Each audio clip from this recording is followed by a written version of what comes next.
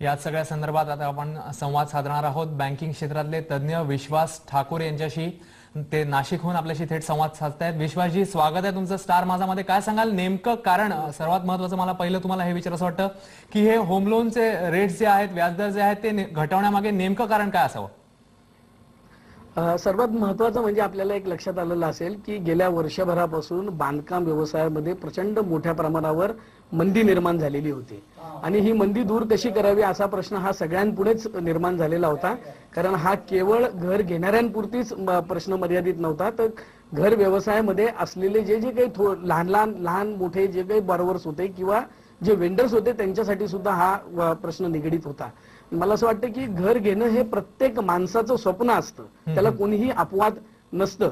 आणि गेल्या महिनाभरामध्ये जर आपण बघितलं तर रिझर्व्ह बँक ऑफ इंडियाने CRR आणि SLR जवळपास 2.5% कमी केलेला आहे। आतापर्यंतच्या इतिहासामध्ये एका महिन्यात एवढ्या मोठ्या प्रमाणावर रेट कमी करण्याची ही पहिलीच वेळ होती।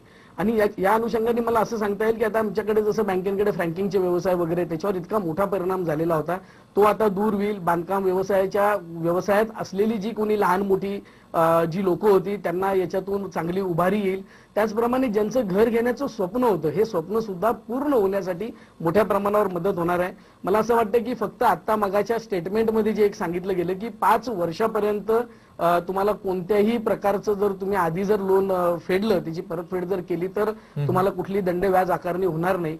याच्यामध्ये कुठेतरी बदल होणं अपेक्षित आहे की जोपर्यंत तुम्ही त्यांना एक 15 वर्ष किंवा 20 वर्षापर्यंतची मुदत दिलेली असेल, अशा वेळामध्ये सुद्धा हे जर कर्ज फेडलं गेलं तर कुठलीही दंड व्याज त्याच्यावर लावण्यात येऊ नये। प्रोसेसिंग फी सुद्धा रद्द केलेली आहे किंवा ती घेण्यात येऊ नये अशा प्रकारचे आदेश दिलेले, ती सुद्धा खूप चांगली अशी घटना आहे असं मला वाटतं। मोठमोठ्या बँका ज्या आहेत की आता 31 मार्च 2009 पर्यंत त्यांचं प्रॉफिट ज्यांना माहिती किती होईल, त्यामुळे बऱ्याच बँका आपल्याकडून लोकांनी जास्तीत जास्त कर्ज घ्यावं म्हणून मोठ्या प्रमाणावर योजना जाहीर करतील। कारण CRR आणि SLR हे कमी केल्यामुळे जी पैशाची जी चंचल होती बाजारातली ती आता मोठ्या प्रमाणावर दूर होणार आहे। आणि मला असं वाटतं की नुसताच बांधकाम व्यवसायावर याचा होणार नाही परिणाम, नक्कीच सर्वकष असा परिणाम होणार। नक्कीच विश्वासजी, तुम्ही आताच बँकांचा आणि त्याचबरोबर बिल्डिंग्स बांधणाऱ्या म्हणजे बांधकामाच्या दृष्टीने व्यावसायिकांवरती कसा फायदा होईल हे सांगितलं, परंतु आपण सामान्य लोकांच्या दृष्टीने सुद्धा विचार करूया। सामान्य लोकांना आता कशा रीतीने फायदा होईल आणि त्याचबरोबर जी एक मंदी आलेली होती त्यानंतर काही प्राइस करेक्शन सुद्धा येईल अशी अपेक्षा होती, तर या संपूर्ण गोष्टींचा फायदा एकत्रितपणे आता ग्राहकांना होईल असं तुम्हाला वाटतंय का?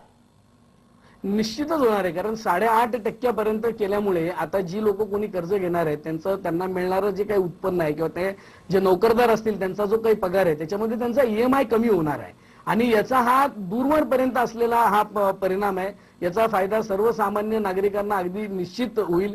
याच्यापेक्षा कमी व्याजदराने मला वाटत नाही की भविष्यामध्ये कमी व्याजदर याच्यापेक्षा होऊ शकेल अशी कुठलीही शक्यता आज नुकतीच वाटत नाही। कारण हा कमी झालेला रेट आतापर्यंतच्या याच्यात जर आपण विचार केला तर ही खूप मोठी क्रांती असंच म्हणावं लागेल। त्यामुळे जितके जास्तीत जास्त लोक आता घर गुंतवणुकीमध्ये आपला सहभाग नोंदवतील त्यांना भविष्यामध्ये त्याचा नक्की फायदा होणार आहे। नक्कीच विश्वासजी, आणि त्याचबरोबर आणखीन एका दुसऱ्या दृष्टीने विचार करायला गेला तर एकंदरीतच तुम्ही म्हणालात की फायदा नक्कीच होणार आहे, परंतु आता हे गृहकर्ज घेताना या अनुषंगाने ग्राहकांनी काही विशेष गोष्टी लक्षात घेणं महत्त्वाचं आहे का? आणि त्याचबरोबर हा जो एक व्याज कपातीचा ट्रेंड आता दिसतोय तो आणखीन भविष्यामध्ये म्हणजे साधारणपणे किती वेळपर्यंत अशा रीतीने हे कर्जाचे व्याजाचे दर कमीच राहतील असा तुमचा अंदाज आहे? आता 5 वर्षापर्यंत तर मगाशी आपण बघितलंच की 5 वर्षापर्यंत तर त्यांनी सांगितलेलंच आहे। मला असं वाटत नाही की भविष्यात याच्यापेक्षा आणखीन कमी व्याजदर होतील अशी शक्यता वाटत नाही। लोक ज्या वेळेला गुंतवणूक करतात त्यावेळेला एकतर लोकांनी हे बघितलं पाहिजे की इतर कुठल्याही प्रकारचे हिडन चार्जेस बँकेकडून घेतले जाणार नाही याची दक्षता ही लोकांनाच घ्यावी लागेल। फ्लोटिंग रेटमध्ये लोकांनी सहभाग नोंदवू नये, कारण फ्लोटिंग रेट जर असेल तर तो कदाचित पुढे जर काही परिस्थिती बदलली आणि जर वाढले तर त्याचा परिणाम ह्या लोकांवर नक्की मोठ्या प्रमाणावर होईल। त्यामुळे फिक्स रेटवरच जर लोकांनी आता आपली गुंतवणूक केली तर त्यांना निश्चित भविष्यामध्ये त्याचा फायदा होईल असं मला वाटतं। निश्चितच विश्वासजी, धन्यवाद। तुम्ही जी सगळी सविस्तर माहिती एकंदरीत या सगळ्या गोष्टीबद्दल दिलीत त्याबद्दल।